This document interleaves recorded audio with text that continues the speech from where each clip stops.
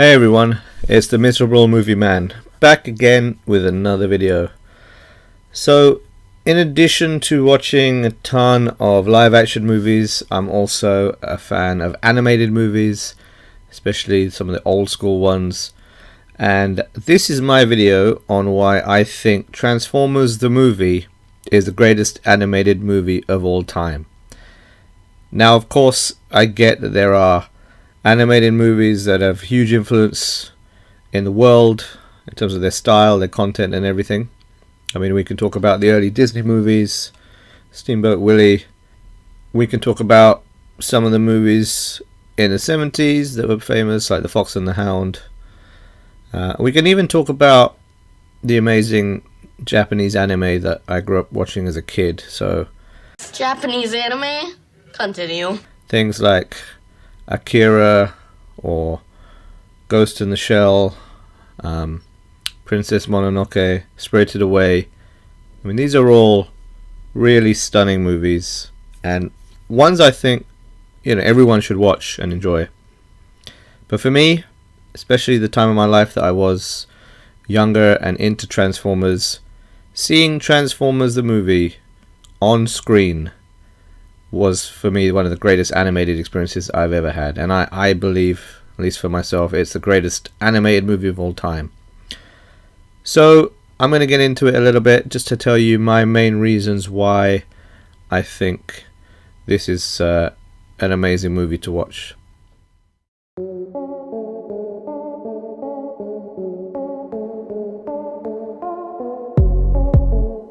So point number one, the animation is amazing.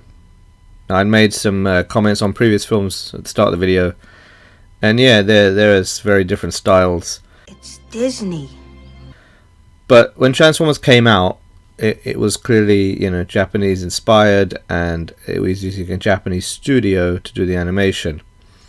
But when the movie came out, it was almost as if they had upped it to a level which is the quality of the local Japanese anime. I mean, if you look at some of the colors, some of the shading, some of the scenes, I mean, just watch the scene where Daniel and Hot Rod are fishing just before the Decepticons show up at Autobot City. It's stunning to watch. When you see that on the big screen as a kid, you go from the TV show level of quality of animation and you go straight to this. I mean, for me, it was a huge jump. It blew my mind. The animation to this day for me is still amazing. I still watch it and I'm in awe by how well they did it.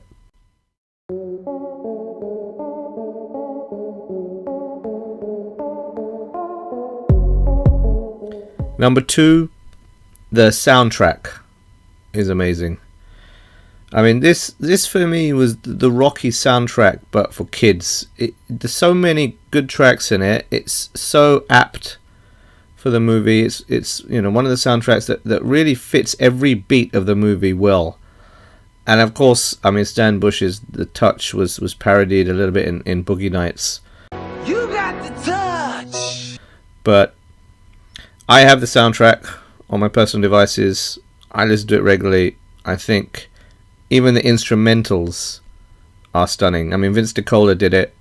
And, he's known for his synth flares and combining that style of music. I mean, he did the music for Rocky IV as well, if you're interested. So you can see a lot of similarities between the scores. But, the main songs of The Touch and Dare and, even the other ones, this was wonderful to see, very apt for the scenes. And I still enjoy listening to them to this day.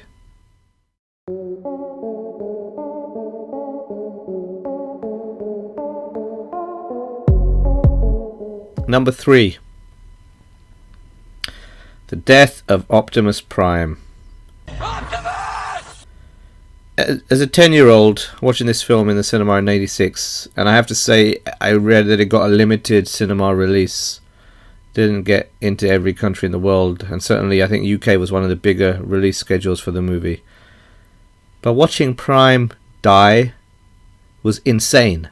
As a 10-year-old, to see your favorite character, most people's favorite character, just end it on the screen. And in such, I mean, he went out in a blaze of glory, clearly. Hot Rod didn't really help him out, but he, you see Prime's level. I don't think even up to that point in the series you'd see Prime being such a badass, but when he drops down and he says, no matter the cost, that's the signal that you can just going to watch something amazing. And Prime just steamrolls through everyone, demonstrates why he is the greatest Autobot of all time, and then loses from an underhanded move by Megatron.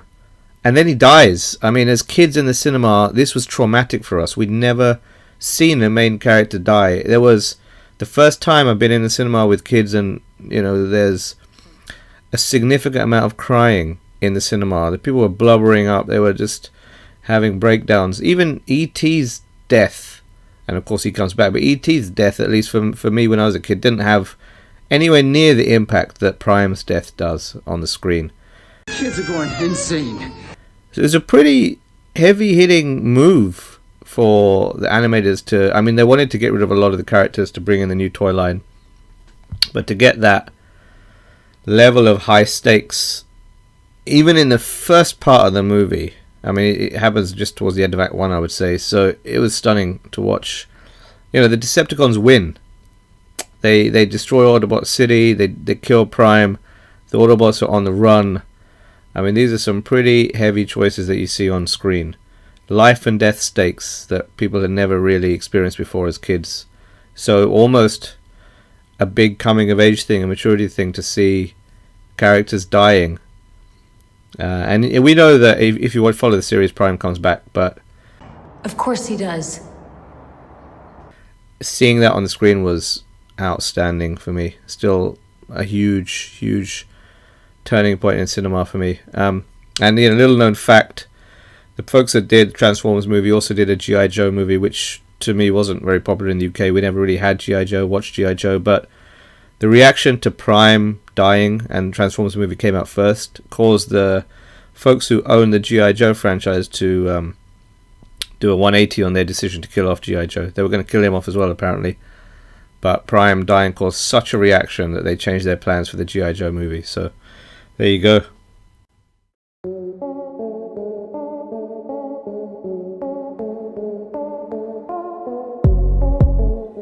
Number 4, we see a lot of payoffs from the series in the movie. A lot of things that were ongoing sort of plot elements from the series did come to fruition in the movie. So we see, Starscream get the upper hand on Megatron. He finally becomes the leader of the Decepticons, albeit for a very, very brief period of time. We see Daniel, who is Spike's kid, and we see Spike as well as an adult.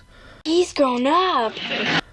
There are a lot of things in terms of seeing some of the older characters bite the bullet or even stick around. So, the continuation of the series having a part where, you come into it with the Decepticons have taken over Cybertron, because that was an ongoing thing in the show.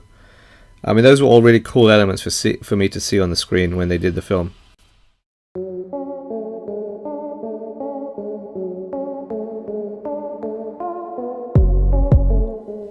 So, number 5, the voices. The voices in this film are amazing. I mean, you think the voices were good for the show. You've got Peter Cullen, Frank Welker and others. But then, for the movie, I think this was one of the first times where people went out and actually got big name stars for movies, for just doing the voice work. I mean, it's pretty common now with Pixar, but back then it really wasn't that common at all. So, to hear Leonard Nimoy, to hear Judd Nelson, to hear Eric Idle, to have, the last voice role, acting role of the great Orson Welles. Orson Welles, great actor, big actor. You can't really top that. Megatron's voice is stunning, but Leonard Nimoy comes really close when he does Galvatron.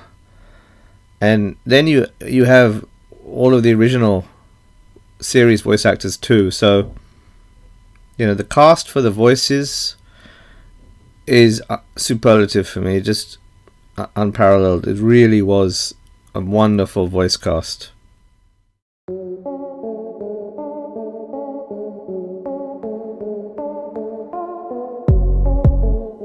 A final point for me, point number 6.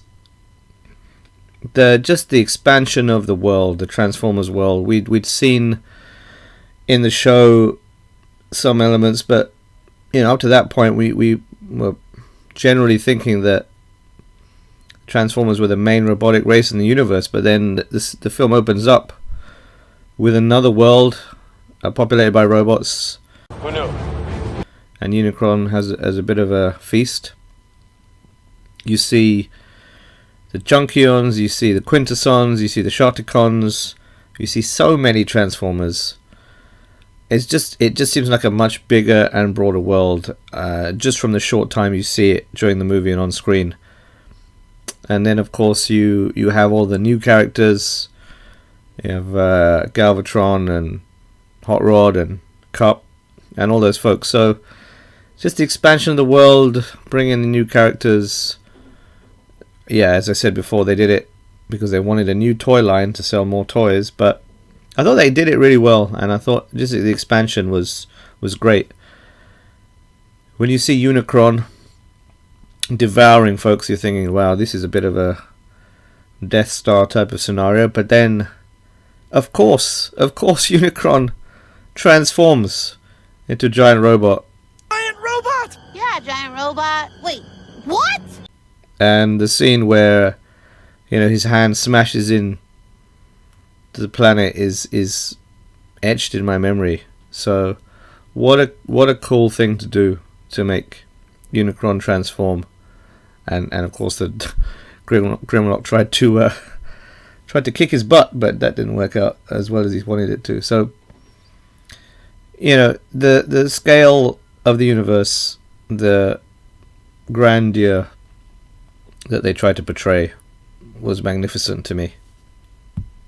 So there you go, 6 reasons for me why I consider Transformers the movie to be the greatest movie of all time. I saw it in the cinema in '86 when it came out. Had a lasting impact on me. To this day, I still enjoy watching it regularly. I think it's a great film. When my son gets a bit older, he's going to hopefully watch it with me. Yeah, right, Dad. And yeah, I know there are movies out there that have better production values or perhaps have a more intricate plot. I mean, I really liked the 2 Pat Label movies when I was a kid. I thought they were extremely intelligently written and a breath of fresh air. But Transformers the movie will always hold a very special place in my heart. I will always view that as the greatest animated movie of all time. So there you go. Those are my reasons why it's the greatest movie of all time. Please like, share and subscribe. If you agree with me, please put that down in the comments below. If you disagree with me, that's great too. You can put in the comments which movie you think is the greatest animated movie of all time and why. Very happy to hear all of your views. So until the next one, I'll speak to you later and stay safe.